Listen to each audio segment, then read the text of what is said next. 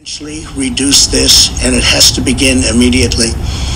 Cultural change is hard, but each of us can choose to build a culture that celebrates the inherent worth and dignity of every human life. That's what we have to do.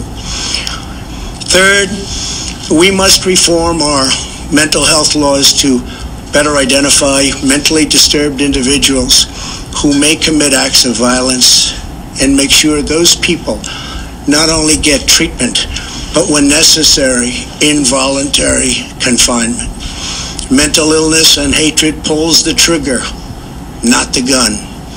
Fourth, we must make sure that those judged to pose a grave risk to public safety do not have access to firearms, and that if they do, those firearms can be taken through rapid due process.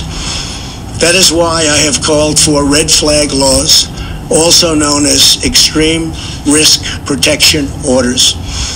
Today, I'm also directing the Department of Justice to propose legislation ensuring that those who commit hate crimes and mass murders face the death penalty, and that this capital punishment be delivered quickly, decisively, and without years of needless delay.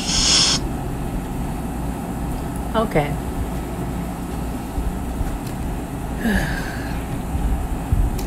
Hello everyone, this is Carolina Diamond, Epiphany of Change, Dr. Sherelle, Dr. Rogers, Raj, whichever you prefer.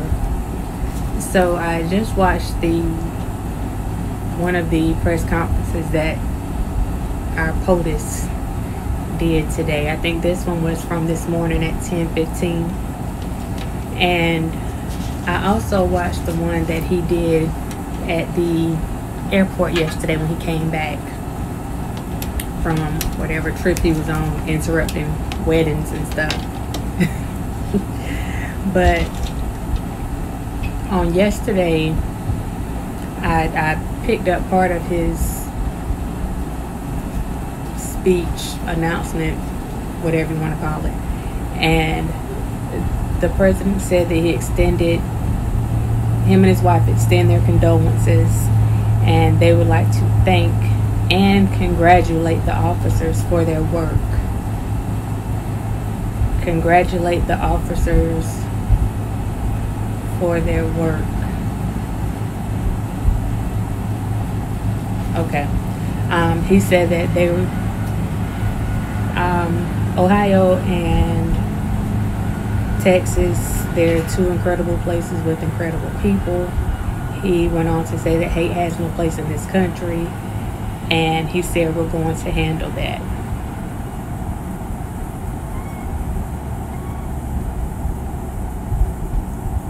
He further went on to say that these are mental illnesses. These are mental illness problems. Both of these people were very seriously mentally ill. Now, my first question would be, what classes did he take in order for him to diagnose these two shooters? I was going to say gentlemen, but these two shooters. So how did he come up with that solution?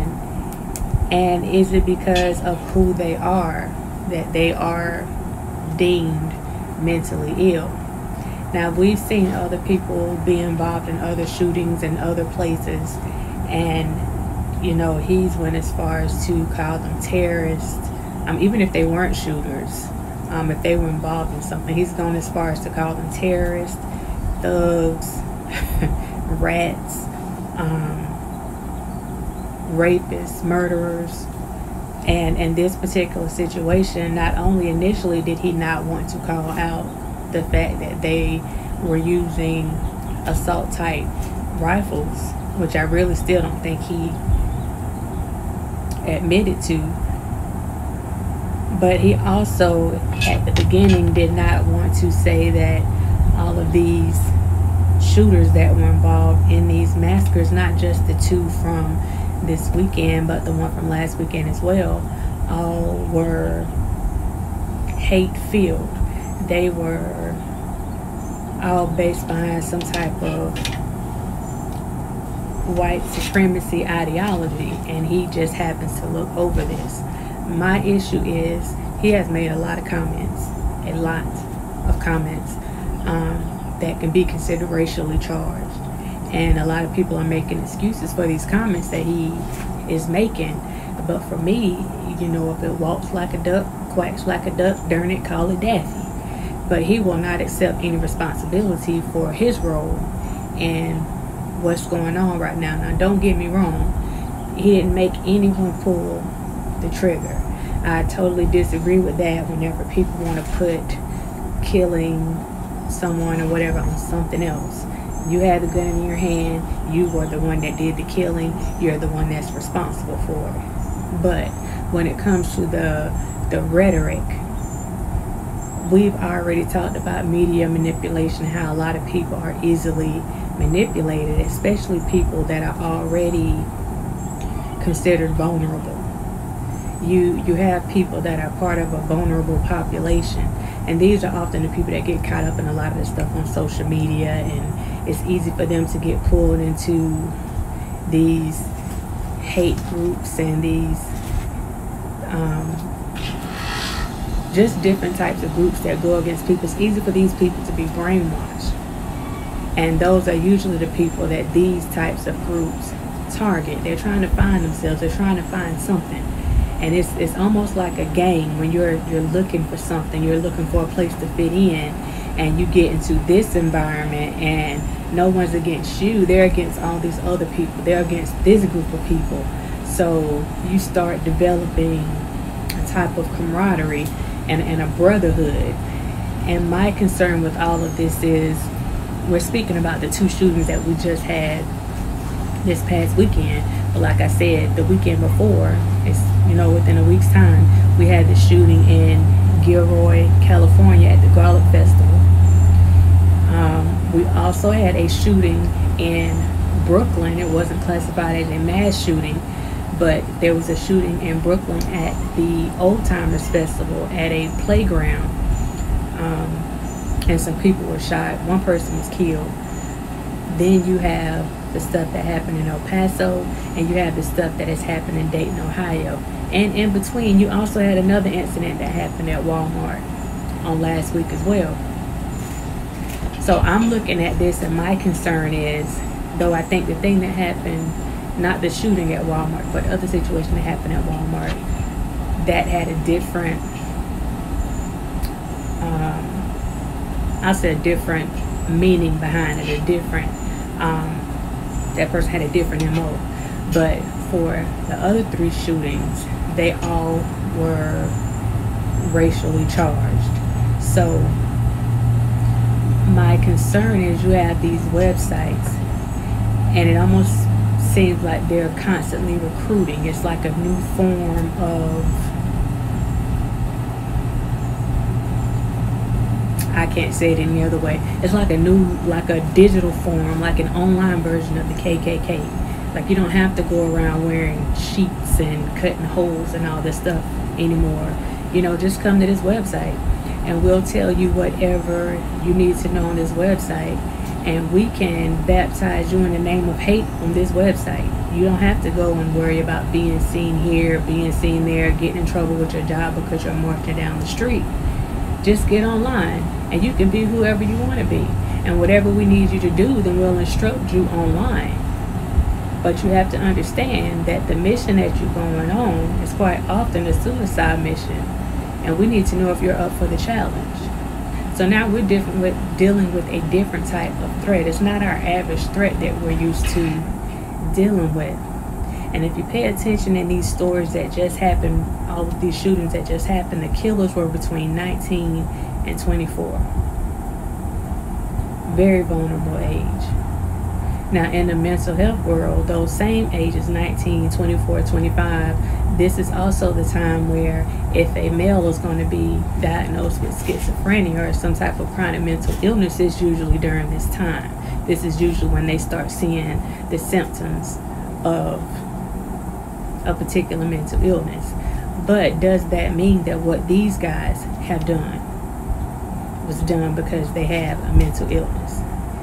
have we seen anything documented saying that they had a mental illness? A mental illness that's so bad to the point that it makes them go out and kill a bunch of people. I mean, this is something for you to think about. Now, I'm pretty sure that they're going to go into these guys' records, and some of them probably have talked to a counselor or something before. It's quite, it's possible.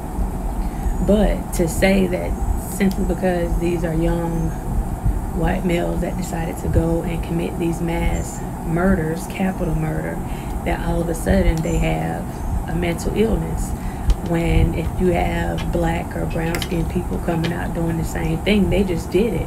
They did it because they had a troubled home. They did it because, their parents were in prison before. They did it because their parents were on drugs. They did it because they were on drugs. They did it because they just didn't have any home training. They did it because they're evil. But mental health is never put in that equation. So I'm wondering why mental health is being put in the equation now. Once again, we go back to this media manipulation. If someone did something, regardless of who it is, the same way that you want, dare I say it, the same way that you want R. Kelly to take responsibility for his alleged actions, and you want to call him a monster and every other name in the book for his alleged actions, we have these people over here whose actions aren't alleged. These are things they did. These people were killed while they were doing these things, except for this young guy that turned himself in the other day. But these aren't alleged things, and the best that we can give them is they had a mental health issue. But you have this guy over here, you have Cuba Gooding Jr., you have, shoot, you can put Jeffrey Epstein in there if you want to, because, I mean, at this point, his stuff is alleged. We may have victims and people said that he did things, and I'm not saying that he didn't, but you're innocent until proven guilty.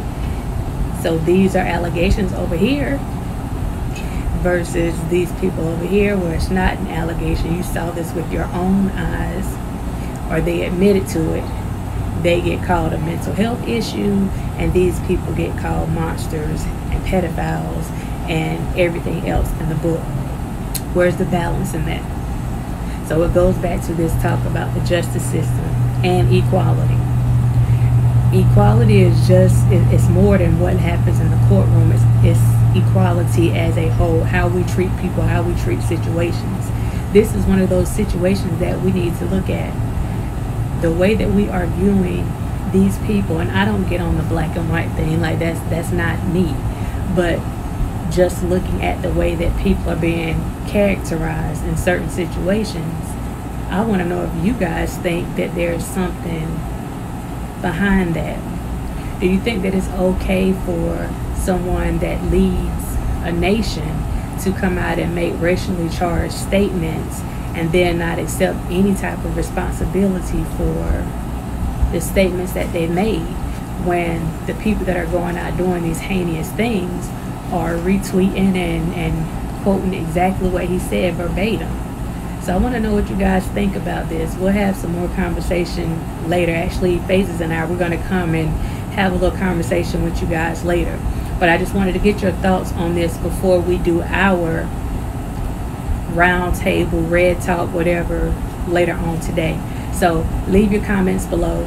Don't forget, like, share, subscribe if you haven't subscribed already, because I'm seeing a lot of you guys comments. You have excellent comments. I love going back and forth with you. So subscribe. Yeah, do that. Click that bell. So there's nothing else for us to go into right now, except for please remember to pray for the families. At this point, the death total has risen and is past 30 people dead. I think it's at least 32 people that have died at this point, and that's not counting the 3 that died at the Garlic Festival in Giro, California. So if you would continue to pray for the victims of these massacres, the stuff that happened in Brooklyn, anywhere, it's not just them, anywhere. Pray for victims everywhere, and pray for people. Pray for people to